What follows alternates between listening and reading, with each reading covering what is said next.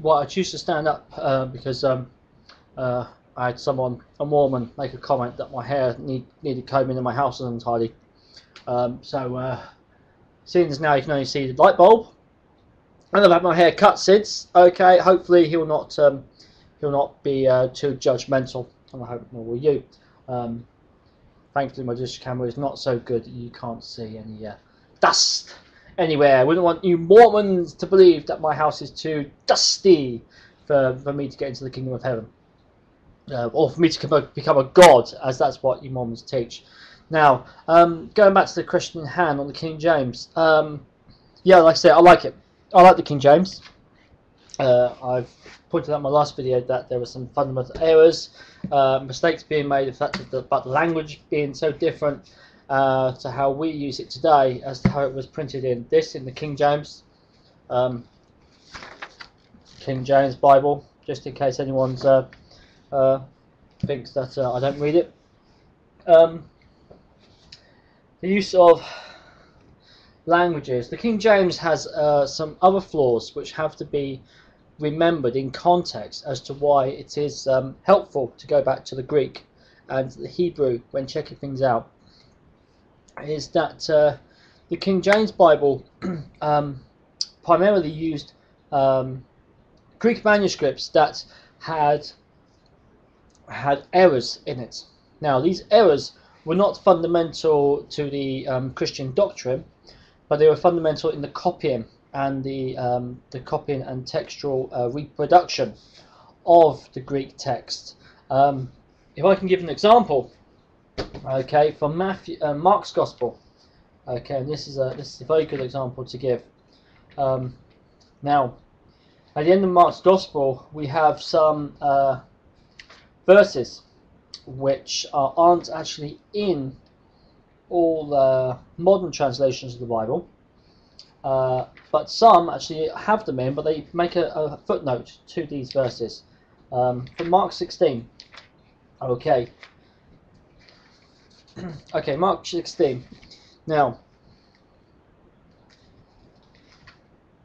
the verse I'm going to particularly pick on is verse 18. Okay. Because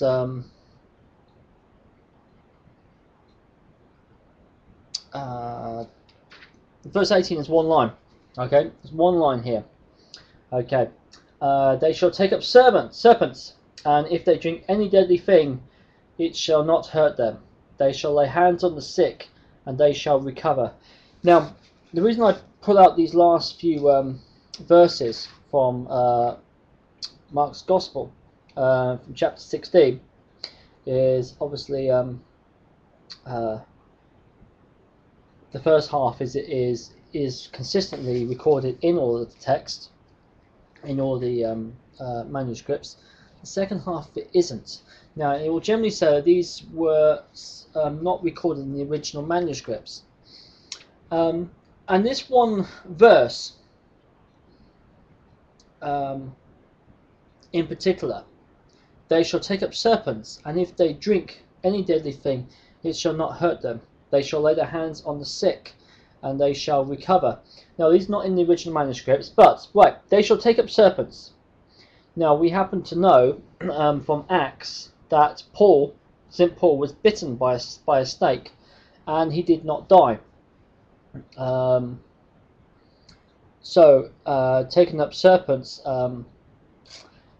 if someone was to be bitten, doesn't necessarily guarantee death, although we do know that people, Christians and non-Christians alike, do die. But that, in a sense, that one phrase actually does link in with Christian scripture. The application of these snake dancers in the southern states of America, who go around with these pythons and stuff around them.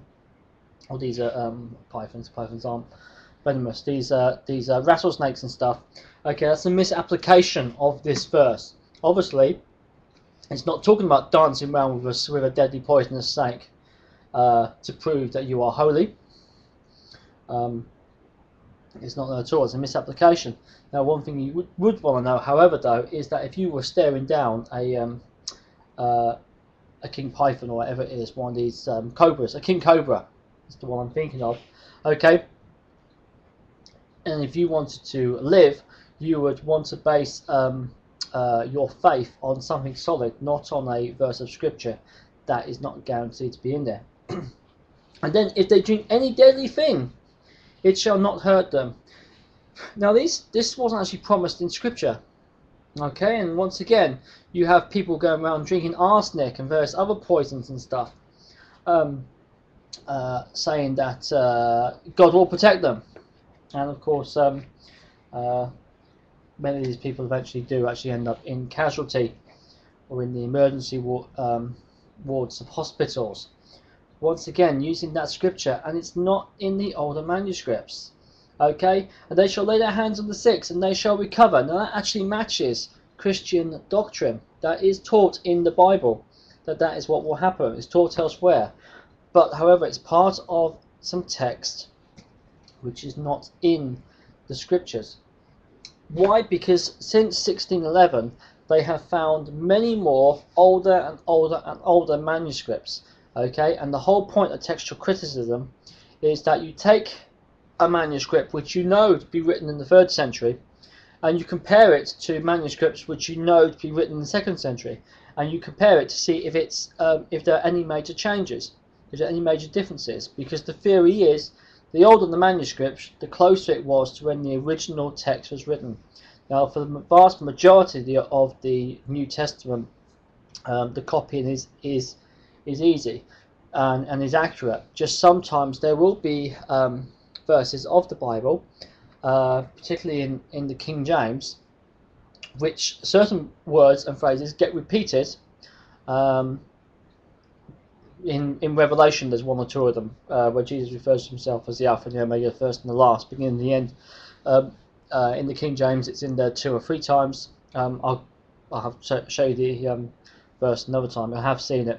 If you actually read Strong's Concordance, you actually see the actual verses in there.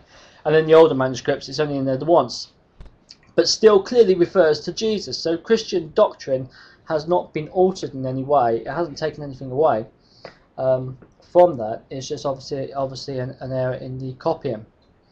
But once again, like I said, they found older and older manuscripts, which people who support the King James Bible as the only manuscripts don't always take into account. Also, the Old Testament, the oldest manuscript they had at the time of the King James was being written was 1000 AD in Hebrew. Okay, the manuscripts of the Old Testament they had plenty of leading up to and prior to the time of Christ was the Greek Septuagint. I'm talking about complete scriptures here. The translation of the 70, which is the 70 scholars who translated the Hebrew into Greek for the Greeks who had become followers of the Jewish faith. And it was actually the Septuagint that Jesus quotes from in the New Testament. We know that in John's Gospel, where Jesus says that before Abraham was, I am. He was quoting from the Septuagint, from the 70. So we know it's reliable. Once again, it's still a translation. It's not from the Hebrew. Okay, obviously the Jews knew what it meant, which is why they raised up their stones to kill him.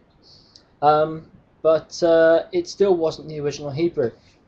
Of course, today with the discovery of the Dead Sea Scrolls, etc., we have found, and more than that as well, we have found copies and books of the Old Testament that actually date back before the birth of Jesus Christ. Sometimes, some of them before the authors of the 70 authors wrote the Septuagint. Okay, we have found that. Once again, the textual copying is examined, and the differences between what they had then and the Hebrew versions we have now are minimal. They're minimal differences. They found, for example, Dead Sea Scrolls, the book of Isaiah, had 10 colloquial spelling differences in individual words. Didn't change the meaning of the words, didn't change the doctrine. It showed that the copying, the faithful copying from generation to generation of the previous books, when the manuscript became faded, they copied it and reproduced it, and it was reliable. It was perfectly safe and was reliable to have. The King James Bible, just at the time, just didn't have that.